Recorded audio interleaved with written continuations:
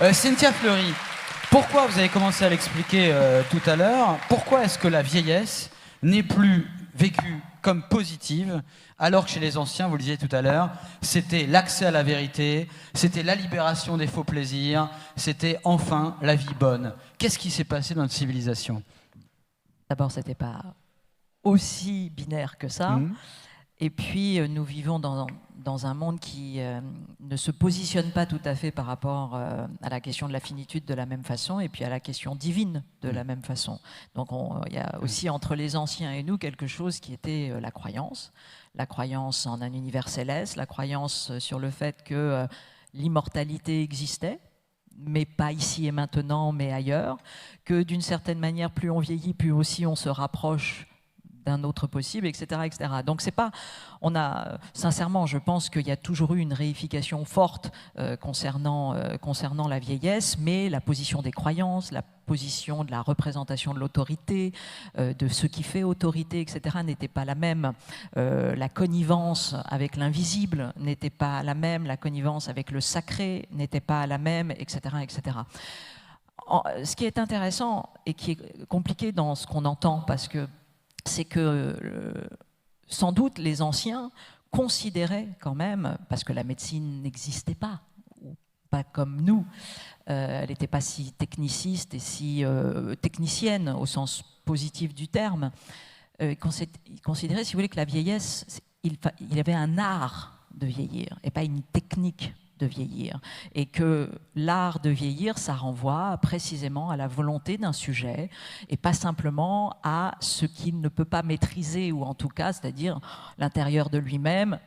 On considérait que l'intérieur de soi-même, c'est l'âme, et qu'il y a une rectitude de l'âme, et que cette rectitude de l'âme, précisément, nous emmène vers un certain type de vieillesse, etc.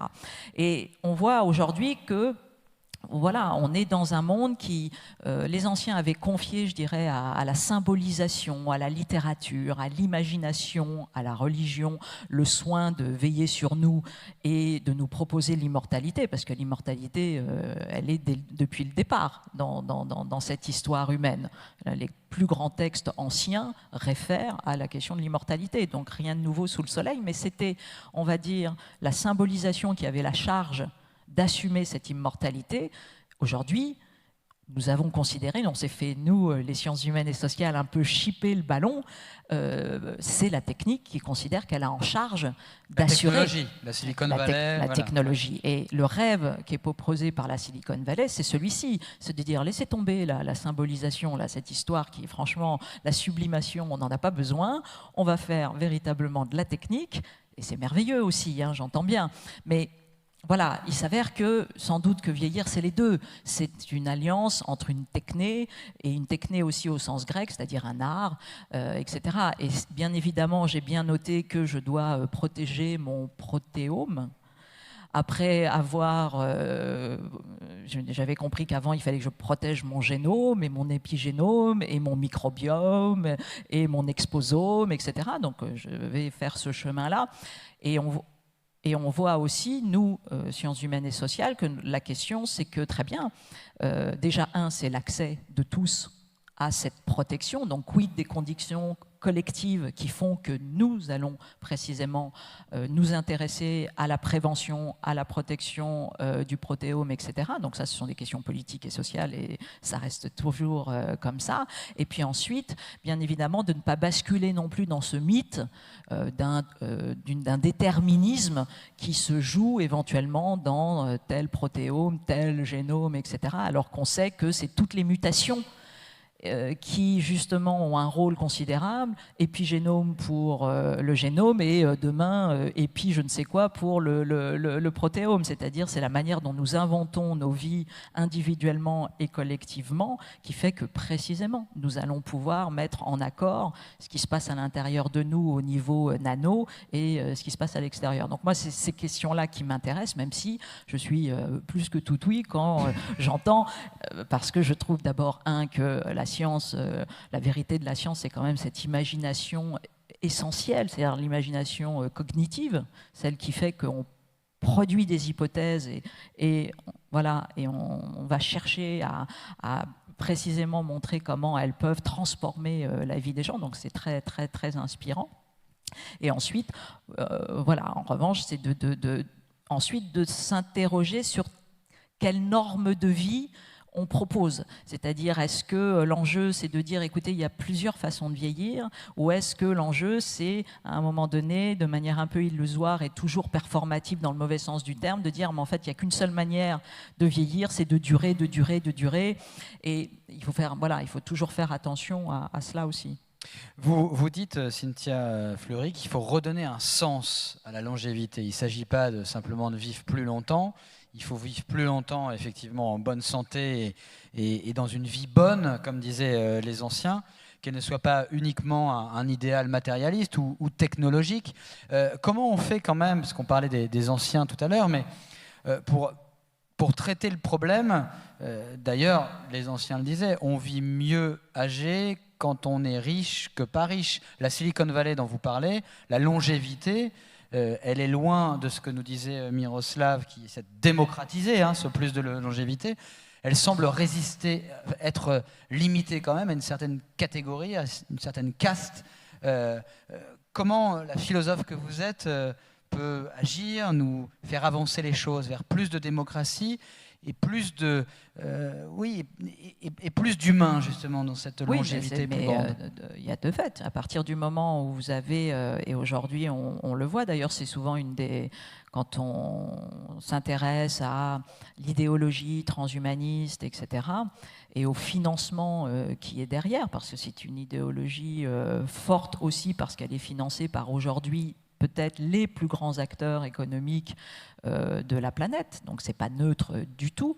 Et c'est très intéressant que c'est une idéologie qui est un projet politique, pas qu'un projet technique, dans le sens où il est clairement dit dans le manifeste transhumaniste, nous défendons le droit à l'augmentation pour tous. Donc c'est un projet qui se veut précisément d'un eugénisme positif, bienveillant, que sais-je, etc. Parce que on comprend ce qui se joue, et c'est aussi de dire, jusqu'à présent, on a toujours considéré que la limite était constitutive, structurelle de l'homme. Nous posons que la limite n'est pas structurelle de l'homme. Bon, donc ça c'est intéressant. Je ne sais pas répondre à cette question en l'occurrence. Il s'avère que moi, ce qui va m'intéresser, c'est quand le premier graphique qui a été montré par M. Robin sur le point de rupture à partir de 1946, où on a clairement vu tout d'un coup qu'on avait d'abord une espèce de norme comme ça où la longévité de la vie était sensiblement la même, et puis petit à petit il y a eu quoi peut-être la recherche en cancérologie, l'immunothérapie, la chimiothérapie, je ne sais pas, mais des seuils qui tout d'un coup nous ont fait gagner. Bien évidemment, sans doute, l'État social-providence, qui a été un partenaire dans cette histoire tout à fait considérable. Pourquoi ? Parce que toutes ces recherches, s'il n'y a pas de l'autre côté une démocratie sanitaire, cette histoire, elle est minuscule et elle touche un seul humain et pas précisément un effet civilisationnel, sociétal, comme on a vu là avec ce graphisme. Je ne sais pas si on a tous entendu, il y a, je ne sais plus, 2, 3, 4 années, que tout d'un coup, la courbe aux États-Unis commençait à se stabiliser de nouveau, qu'on n'avait pas cette année-là gagné le même type d'âge, etc.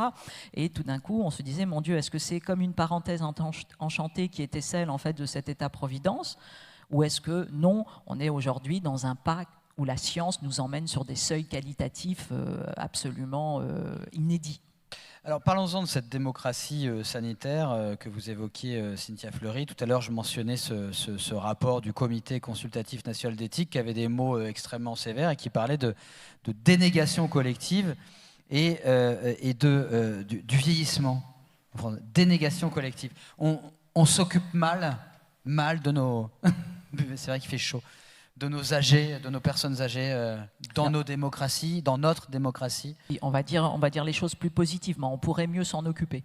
Voilà, on va dire les choses comme ça, parce que bien évidemment, tout dépend quel type de référentiel on a. Si on a un référentiel qui est à 70 ans et à 80 ans, etc., c'est pas la même chose. Mais c'est vrai que, on a un phénomène, on va dire simplement sur le cas français sociétal, d'allongement de la vie. D'entrée, je l'ai dit, dans la dépendance plus tardive, donc ça ce sont les points positifs. Mais en même temps, oui, il y a des structures qui sont à bout de souffle, alors qu'elles sont censées précisément avoir une révolution culturelle et physique, si j'ose dire, très forte. Donc on voit, c'est les structures d'EHPAD, mais c'est aussi le fait que le consentement de la personne âgée, dépendante, des majeurs dépendants, etc., n'est pas nécessairement suivi, que ceux qui veulent aller en EHPAD ne peuvent pas toujours y aller pour des raisons d'accès, de liste d'attente, de ceci, de cela, que ceux qui veulent rester chez eux n'ont pas non plus les offres du territoire et les aides et la qualification de cette aide pour faire plutôt des hospitalisations à domicile, que nous avons fait une surmédicalisation qui est encore une fois une très bonne chose, mais qui a aussi produit des effets de vulnérabilisation, que nous avons des EHPAD qui fonctionnent malgré eux pour des raisons gestionnaires avec des principes quasi liberticides, c'est-à-dire avec le fait de dire nous voulons zéro risque, ce que chacun comprend. Des bâtiments sans fenêtres. Des bâtiments sans fenêtres, des gens attachés pour pas qu'ils tombent, des gens forcés à manger pour éviter la dénutrition, etc. Donc, on est dans un monde où, en gros, la meilleure des nouvelles, c'est tout de même l'allongement de la vie. Et en même temps, il suffit d'interroger ici les uns et les autres et les expériences de chacun des aidants, et puis nous avons des aidants de plus en plus âgés qui aident. Donc, c'est compliqué. Donc nous, c'est vrai, milité pour un droit universel au répit, etc.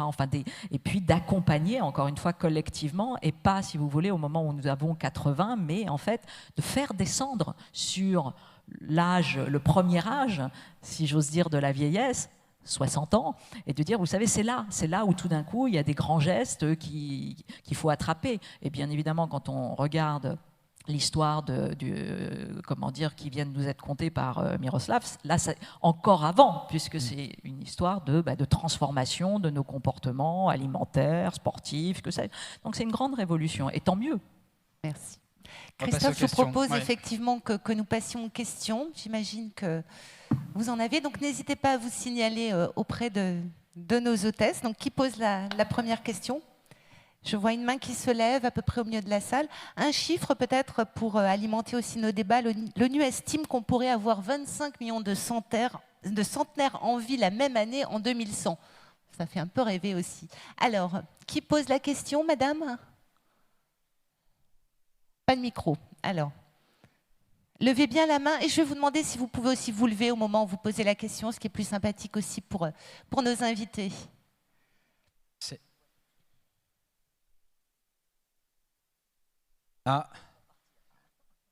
Non, pas de questions ? Alors levez bien la main ou levez-vous carrément parce que c'est vrai que... On ne vous voit pas, vous êtes nombreux. On ne vous voit pas.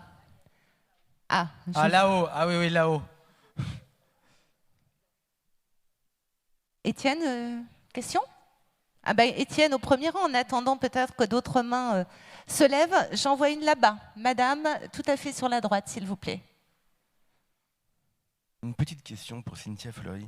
On a parlé de Dieu, tout à l'heure, la question divine.